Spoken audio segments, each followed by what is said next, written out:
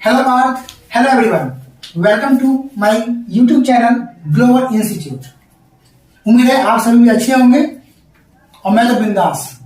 Okay, तो आज मैं आप लोगों के सामने डिस्कस करने जा रहा हूं लाइट से जुड़ा हुआ एक इंटरेस्टिंग टॉपिक ह्यूमन आई, जैसा कि आप सभी बोर्ड पर देख पा रहे होंगे।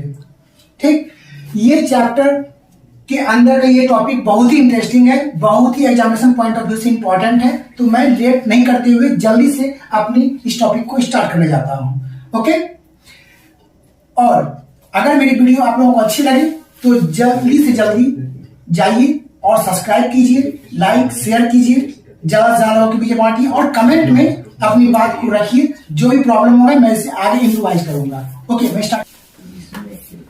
जैसा कि आप सभी जानते हैं कि ह्यूमन आई का शेप स्फेरिकल होता है। That means human eye is a spherical shape. It consists of many parts and each parts have different values. Okay, तो मैं अब लेट नहीं करते हुए हर एक टॉपिक्स को जो आपके बोर्ड पे नजर आ रहा है इसके तरफ मैं चलता हूं। जैसा कि आप सभी देख रहे हैं और मैंने पहले ही बताया कि जो ह्यूमन आई है वो स्फेरिकल शेप में होता है। ठीक, और स्फेरिकल का मतलब तो आप सभी जान रहे हैं कि ये सभी बगल से इक्वल होता है। तो अब इस ह्यूमन आई के अंदर में जैसा कि आप सभी देख पा रहे होंगे कि बहुत सारे टॉपिक्स हैं, बहुत सारे टर्म्स हैं इसके अंदर जुड़े हुए। ठीक, जैसे कि सिलेरी मसल्स हैं, आइरिस हैं, कॉर्निया है, आई लेंसेस हैं, एक्वस ह्यूमर है, विट्रस ह्यूमर है, ऑप्टिक नर्व है, रेटिना है, ब्लाइंड स्पॉट है और भी बहुत सारे पार्ट्स इसके अंदर जुड़े हुए होते हैं। तो मुझे इस वक्त फिजिक्स के पॉइंट ऑफ व्यू से मैं आप लोगों के सामने डिस्कस करने जा रहा हूं। बहुत सारे पॉइंट्स को ऐसे बायोलॉजी में भी पढ़ना है, फिजिक्स में भी पढ़ना है, बट मैं जिस पॉइंट्स को अभी मैं आप लोगों के सामने रखने जा रहा हूं ये फिजिक्स पॉइंट ऑफ व्यू से बहुत इंपॉर्टेंट आप लोगों के लिए होने वाला है। ठीक, तो अब मैं जितने भी पॉइंट्स हैं इसे मैं बारी बारी से डिस्कस करना स्टार्ट करता हूं। और हिंदी मीडियम वाले अगर मेरे किसी इंग्लिश वर्ड से कुछ प्रॉब्लम आ रही हो तो आप लोग कमेंट में जरूर शेयर कीजिएगा। ठीक, तो अब मैं आगे बढ़ता हूं और अपने टॉपिक्स को आगे स्टार्ट करता हूं।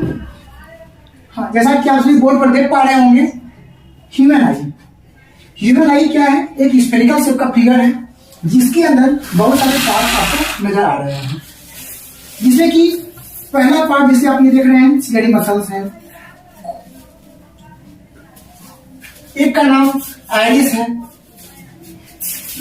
नेक्स्ट कॉर्निया है, उसके बाद क्रिस्टलाइन आई लेंसेस है। ऐसे ही बहुत सारे पार्ट्स जो आपके बोर्ड पे नजर आ रहे होंगे वो आप देख पा रहे होंगे। तो अब मैं आगे अपनी बात को रखता हूं कि इसमें सबसे बाहर का part that means external part of human आई कौन सा है। तो इस सभी फिगर में हमारे बॉडी के ह्यूमन आई में external part of the human eye is known as cornea. ठीक, कॉर्निया क्या है एक्चुअल में? अक्सर सुने होंगे कॉर्निया के बारे में। कॉर्निया जो है हमारे ह्यूमन आई का एक्सटर्नल पार्ट है। दैट मीन्स बाहर से आने वाला जो भी डस्ट पार्टिकल्स है, जर्म्स है, बैक्टीरिया है या कोई इन्वायरमेंटल फैक्टर्स हैं जिससे कि हमारे आई को प्रॉब्लम आ सके, उससे हमारी आई को ये प्रोटेक्ट करता है। दैट मीन्स कॉर्निया का डिफिनेशन क्या हो गया? Cornea is the external part of human eye that prevents the eye from different types of environmental factors, germs and bacteria. Okay, next बात मैं करता हूं। कॉर्निया के बाद आपको नजर आ रहा होगा कॉर्निया का फिगर एक्चुअली में देखिए आप, तो कॉर्निया का फिगर आपको कॉन्वेक्स शेप का नजर आ रहा होगा। कॉन्वेक्स का सिंपल सा मीनिंग होता है उठा हुआ। कॉर्निया में जो आपका फिगर है ध्यान से देखा जाए ये फिगर कॉन्वेक्स शेप में नजर आ रहा है। दैट मीन्स ये उठा हुआ फिगर है। और अगर यही फिगर ऐसा रहता तो हम लोग कहते हैं इसको कॉनकेव फिगर। इसका नाम होता है कॉनकेव फिगर।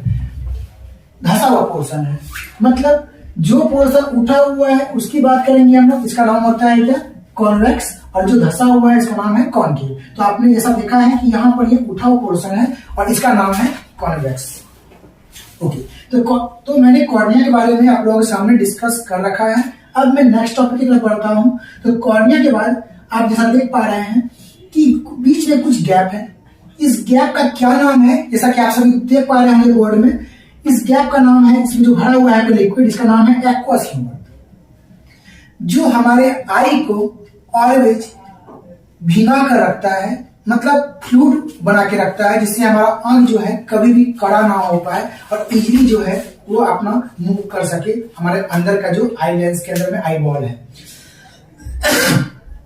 अब आगे मैं बढ़ता हूं अपने टॉपिक की तरफ। अब नेक्स्ट में बात करता हूं, इसके बाद इसके ऊपर से और नीचे से दो सिलिंड्रिकल फिगर आपको नजर आ रहा होगा, जैसा कि आपने बोर्ड में देख पा रहे हैं आप लोग। ये भी आइरिस है, नीचे वाला जो फिगर है ये भी आइरिस है। अब ये आइरिस क्या है? जब high intensity of light, high intensity, जैसे मान लीजिए कभी हम सन की लाइट को देखते हैं दोपहर के टाइम में, बहुत हाई इंटेंसिटी में लाइट जो होता है सन की हमारे आंखों पे आता है, तो उस समय वो लाइट हमारे आंखों पे आने पर हमारे आंख पे इसका प्रॉब्लम हो सकता है, या डीम लाइट को भी देखते हैं तो हमारे आंख को इसका प्रॉब्लम दिखने को मिल सकता है। तो उस समय लाइट के इंटेंसिटी को कंट्रोल करके ह्यूमन आई में लेंस से होकर के अंदर तक ले जाने का जो काम करता है उसका नाम होता है आपका आइरिस। ठीक, अब मैं आगे बात करता हूं कि आइरिस के जस्ट नीचे आपको ऐसा नजर आ रहा है, वो है आई लेंसेस। एक्चुअली भी आई लेंसेस क्रिस्टलाइन लेंस के नाम से जाना जाता है, ठीक है ना, क्योंकि इसमें फ्लेक्सिबिलिटी होती है थोड़ा, ठीक है। और इसको सपोर्ट करने के लिए ऊपर से और नीचे से, जैसा कि आप देख पा रहे होंगे, एक यहां से और एक यहां से एक फिगर नजर आ रहा होगा।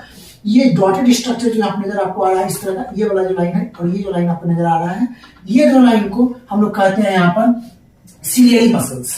ओके, इसका नाम है सिलियरी मसल्स। सिलियरी मसल्स क्या होता है कि जब मान लीजिए कभी आप तेज धूप से अंधेरे में या अंधेरे से तेज धूप में जाते हैं तो हमारे आई को एडजस्ट करना मुश्किल पड़ जाता है। तो इसके लिए हम क्या करते हैं, इसके लिए हम लोग आई लेंस को सपोर्ट करने के लिए सिलियरी मसल्स का यूज करते हैं, जिससे कि हमारा आई जो का जो लेंस है वो ना ज्यादा खिंचा सके ना ज्यादा कॉन्ट्रैक्ट हो सके। तो इसको बैलेंस करने के लिए इसमें इंपॉर्टेंट रोल जो निभाता है उसका नाम है सिलियरी मसल्स। ओके, अब मैं नेक्स्ट बात करने जाता हूं लेंस की। तो लेंस के बारे में जैसा कि आप सभी जानते हैं कि ह्यूमन आई में जो लेंस लगा हुआ है ये कॉन्वेक्स शेप का है, जैसा कि आप देख पा रहे होंगे ये उठा हुआ फिगर है। और उठा हुआ फिगर के बारे में मैंने डिस्कस कर रखा है आप लोगों के सामने कि ये उठा हुआ फिगर को किस नाम से जानते हैं, कॉन्वेक्स शेप के नाम से जानते हैं। दैट मीन्स ह्यूमन आई में जो लेंस लगा हुआ है वो कॉन्वेक्स लेंस लगा हुआ है, ठीक है। और उसका नंबर जो है ह्यूमन आई में ईच आई में 1 होता है, ठीक है। अब मैं आगे बढ़ता हूं अपने टॉपिक्स पे कि ये लेंस क्या है। तो ह्यूमन आई में लेंस एक ऐसा इंपॉर्टेंट हिस्सा है जो कि बाहर से आने वाले लाइट को कन्वर्ज करके हमारे ह्यूमन आई के रेटिना तक पहुंचाने का काम करता है, ठीक है। जब इसकी प्रॉब्लम आ जाती है तो हम सभी जानते हैं कि हम लोगों को डिफेक्ट ऑफ विजन हो जाता है, मतलब आंख का प्रॉब्लम हो जाता है। जैसे आप लोग सुने होंगे कि निकट दृष्टि दोष, दूर दृष्टि दोष, या नहीं भी सुने होंगे तो आगे मैं इसके बारे में डिस्कस करूंगा। तो इसे इंग्लिश में मायोपिया, हाइपरमेट्रोपिया, प्रेस बायोपिया और भी डिफरेंट टाइप्स के डिफेक्ट ऑफ विजन हमारे आई को देखने में मिलते हैं। तो ये सही से इमेज का नहीं बन पाने के कारण से रेटिना पर होता है। तो लेंस का काम क्या है, तो लेंस का काम है कि जो भी बाहर से आने वाले लाइट है उसको कंट्रोल कर करके हमारे आई लेंस से हो करके रेटिना पर पहुंचाना, जिससे कि उसका सही से इमेज का फॉर्मेशन हो सके और हम किसी भी ऑब्जेक्ट को सटीक तरीका से देख पाए। अब नेक्स्ट बात करते हैं कि इस बड़े से गैप में कुछ और आपको फिलअप करता हुआ नजर आ रहा होगा डॉटेड फॉर्म में। तो एक्चुअली वो लिक्विड है, एक विस्कस फॉर्म में है, एक चिपचिपा फॉर्म में रहता है ये अंदर में, जिसका नाम होता है विट्रस ह्यूमर। इससे पहले मैंने आपको डिस्कस किया था कि लेंस और आगे वाला कॉर्निया के बीच में भी एक चिपचिपा पदार्थ प्रेजेंट था जिसका नाम था एक्वस ह्यूमर। वैसे ही यहाँ पर भी एक चिपचिपा पदार्थ प्रेजेंट है, उसका नाम है विट्रस ह्यूमर। ओके, अब मैं नेक्स्ट बात करता हूं तो विट्रस ह्यूमर है क्या। तो विट्रस ह्यूमर क्या है कि अगर हमारे आंख का, जो मैंने पहले ही डिस्कस कर रखा है कि हमारे ह्यूमन आई का जो शेप है वो स्फेरिकल शेप का होता है। तो ये स्फेरिकल शेप को लगातार कंट्रोल करने का काम जो करता है वो करता है विट्रस ह्यूमर। क्योंकि आप जानते हैं कभी कभी हम लोग बहुत तेज धूप में जाते हैं कभी कभी बहुत ठंडी में भी निकलते हैं। तो उस वक्त हमारे आंख का जो शेप होता है आई बॉल का, वो बढ़ घट सकता है टेम्परेचर के बढ़ने या घटने की वजह से। तो उस टेम्परेचर के अकॉर्डिंग हमारा शेप को बैलेंस करने का जो काम करता है वो करता है vitreous humour. That means vitreous humour helps to support the eye and form the spherical shape. Okay, अब मैं नेक्स्ट बात करता हूं इसके अंदर। जैसा कि आप सभी देख पा रहे होंगे दोनों तरफ से, हाँ जैसा कि आप सभी देखे थे रेटिना। रेटिना जो है ह्यूमन आई के अंदर क्या है, तो मैंने बताया था कि रेटिना जो है ह्यूमन आई के अंदर में वो फोटो रिसेप्टर सेल्स के नाम से भी वहां पर कुछ सेल प्रेजेंट रहते हैं जो कि लाइट को सेंस करते हैं और इमेज का सही से फॉर्मेशन करने में मदद करते हैं। तो कह सकते हैं हम लोग कि रेटिना को एक और नाम से जाना जाता है, फोटो रिसेप्टर सेल्स के नाम से भी वहां जाना जाता है इसको। तो रेटिना क्या है, रेटिना मैंने बताया क्या कि रेटिना ह्यूमन आई में पाए जाने वाला एक ऐसा आपका एलिमेंट है जो बाहर से आने वाले लाइट को जो लेंस से टकरा करके जो निकलती है तो उसको सही से उस इमेज को कैप्चर कर करके इमेज को बनाने का काम करता है, जो वो नाम है रेटिना। ठीक, अब वो इमेज की दो कंडीशंस होती है। कोई भी इमेज को जब मैं देखता हूं तो इमेज दो तरह का होता है, दो कंडीशंस में होता है। पहली बात करते हैं इस इमेज की, तो इमेज की हम लोग दो चीज की बात करते हैं। पहले एक इमेज की कलर की बात करते हैं कि वो किस तरह का इमेज है, किस तरह कपड़ा पहना हुआ है, क्या है नहीं है, किस कलर का है, इसकी बात करते हैं। दूसरा क्या होता है कि आपका कि वो इमेज एक्चुअल में है किस चीज का, ठीक है, मतलब शेप के बारे में बोल सकते हैं हम लोग, ठीक है ना। तो रेटिना के अंदर में दो तरह के सेल्स लगे रहते हैं। एक होते हैं आपका रेटिना के अंदर दो तरह के सेल्स लगे रहते हैं जिसको किस नाम से जाना जाता है, उसको जाना जाता है photo receptor cells. Photo receptor cells, ये दो तरह के सेल्स होते हैं। एक होते हैं रॉड सेल और एक होते हैं कोन सेल्स, ठीक है, एक रॉड सेल्स और एक दूसरा कोन सेल्स। अब ये बात उठता है कि ये करते क्या है, तो जैसा मैंने आपको बताया था थोड़ी देर पहले कि इमेज में उसके कलर की बात की जाती है, शेप एंड साइज की बात की जाती है। तो हम सभी जान रहे हैं कि दिन के समय में लाइट अच्छी रहती है या रात में भी जब लाइट ऑन किया जाता है उस समय इंटेंसिटी ऑफ लाइट, मतलब लाइट की कितनी तीव्रता है, हाई है, लो है, क्या है, ठीक। आप सभी जानते हैं, मैंने पहले भी डिस्कस कर रखा है कि अंधेरे में हम अपने इमेज का फॉर्मेशन नहीं कर सकते हैं, क्योंकि जब तक रिफ्लेक्शन नहीं होगा तब तक इमेज का फॉर्मेशन नहीं हो सकता। इसलिए हम जानते हैं कि लाइट का होना बहुत जरूरी है इमेज के फॉर्मेशन के लिए। तो अगर मान लीजिए मैं किसी चीज को देख रहा हूं और वो इमेज अगर हमारे आंख पे, वो ऑब्जेक्ट का इमेज हमारे आंख पे पड़ रहा है, तो एक्चुअल में किस तरह का कपड़ा पहना हुआ है, किस तरह के शेप एंड साइज का है, ठीक।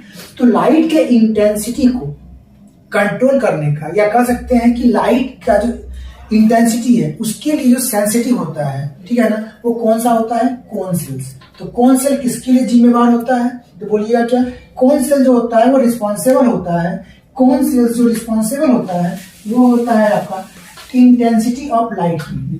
Cone cells responsible for intensity of light. और बताइए, अगर इंटेंसिटी ऑफ लाइट के लिए अगर कौन सा जिम्मेवार है, तो लाइट, इंटेंसिटी ऑफ लाइट क्या होती है, जैसे कि लाइट मान लीजिए बहुत एक कुछ गिवन एरिया दिया हुआ है, कुछ एरिया दिया हुआ है, छोटा एरिया हो चाहे बड़ा एरिया हो, उस लाइट में कितने नंबर ऑफ लाइट पार्टिकल्स जो है स्ट्राइक कर रहे हैं उस पर डिपेंड करता है इंटेंसिटी, ठीक है ना। मतलब ज्यादा आपका अमाउंट ऑफ लाइट अगर उस सोर्स में जा रहा है, उस गिवन एरिया में जा रहा है, तो इसका मतलब हुआ इंटेंसिटी ज्यादा है। वही सेम एरिया में अगर कम अमाउंट ऑफ लाइट जा रहा है उसकी इंटेंसिटी कम है। तो इस इंटेंसिटी ऑफ लाइट को जो सेंस करता है, उसके लिए रिस्पॉन्सिबल होता है, उसका नाम होता है कोन सेल्स। और ये जो होता है कब काम करता है, ये हमेशा याद रखिएगा, ये डे लाइट में काम करता है। कोन सेल्स ज्यादातर कब काम करता है, डे लाइट में रिस्पॉन्सिबल होता है, ठीक। साथ ही साथ मैंने पहले ही डिस्कस किया था कि अगर लाइट होगा तभी हम किसी भी तरह के इमेज के कलर की बात करेंगे कि वो रेड कलर का कपड़ा पहना हुआ है या ब्लू है या ग्रीन है या समथिंग समथिंग कुछ भी हो। तो मैं अब बात करता हूं कि इंटेंसिटी ऑफ लाइट की बात तो मैंने कर दिया कि डे लाइट के लिए होता है रिस्पॉन्सिबल कौन। अब दूसरा इसका काम क्या है, ये जो है कलरफुल इमेज, ये क्या आता है, कलरफुल इमेज के लिए भी ये रिस्पॉन्सिबल होता है। तो जो भी किसी ऑब्जेक्ट का इमेज मैं देखता हूं, जहां आप लोग देखते हैं डिफरेंट कलर के, तो वो कलर की कभी इमेज को उतारने में किसका इंपॉर्टेंट रोल होता है, कौन सेल्स का। ठीक, अब मैं नेक्स्ट बात करता हूं किसका, रॉड सेल्स का। तो रॉड सेल्स जो होता है, इसे आप लोग नाम सुने होंगे उल्लू का, ठीक है ना, बहुत सारे वैसे जीव का जो कि अंधेरे में उसे दिखाई पड़ता है, ठीक है ना। तो जो सेल्स डीम लाइट के लिए रिस्पॉन्सिबल होता है, वो सेल्स का नाम क्या होता है आपका, रॉड सेल्स, ठीक है।